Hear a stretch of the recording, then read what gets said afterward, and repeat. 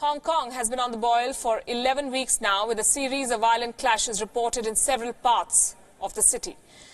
Police personnel and protesters faced off once again as tensions continue to escalate. This footage shows a protester actually managing to snatch away a baton from a policeman's hand, after which he started beating up the police official.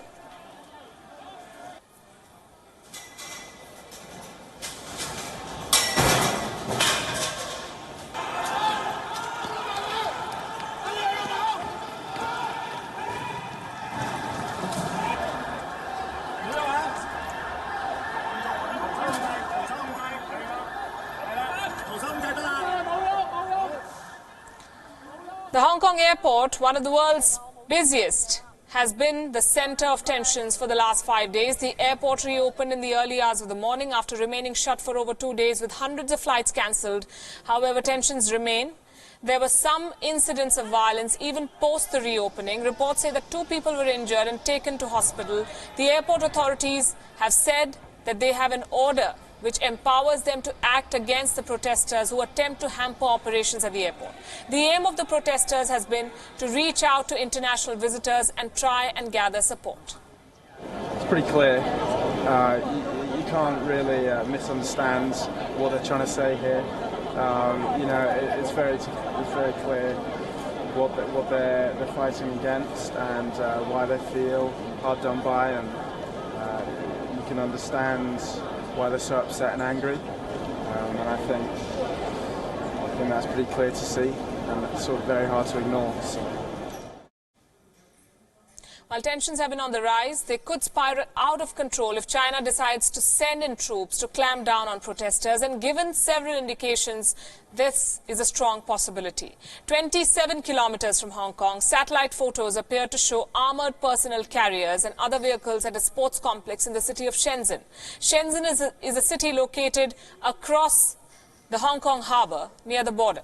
While the people in Hong Kong see this as a clear threat to the protesters, Chinese state media outlets are trying to downplay this deployment. They're saying that this is just an exercise and not directly related to the unrest in Hong Kong.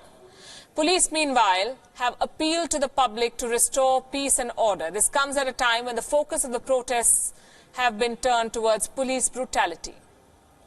It's only because someone has broken the law that the police have to enforce the law.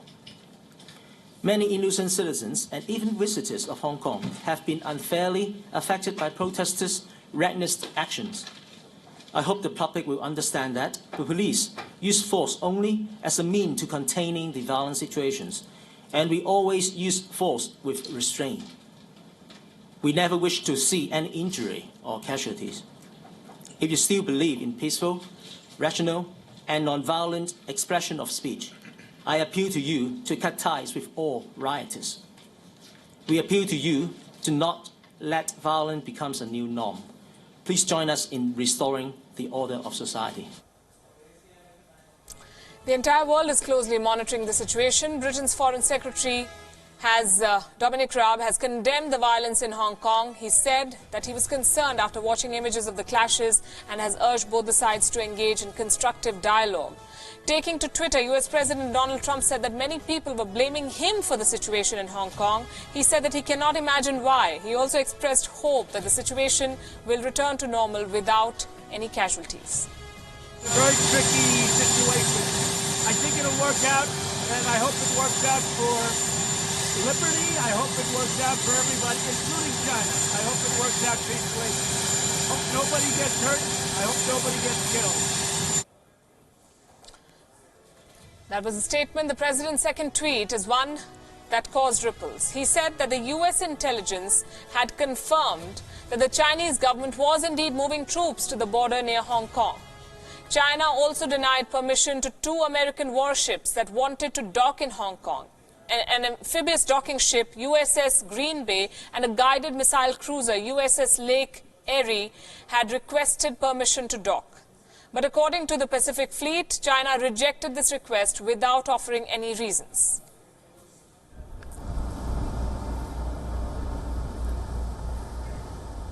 Please come away from the captain's chair. Come over here. All right, captain's going to come sit in his chair. This is the pilot house. Who's going to be talking? China has increasingly been trying to push the narrative that the situation in Hong Kong has been fueled by powers outside, mostly in the West. Last month, pictures circulated online of a popular activist, Joshua Wong, meeting with US diplomats in Hong Kong, triggering a stern warning from Beijing, asking Washington to stop interfering in the situation in Hong Kong. Several people have been caught in the crossfire. A man was detained by the protesters and accused of being an undercover policeman. But the Global Times, an English-language newspaper in China, and the government's mouthpiece, may we add, has claimed that the detained man is in fact their reporter.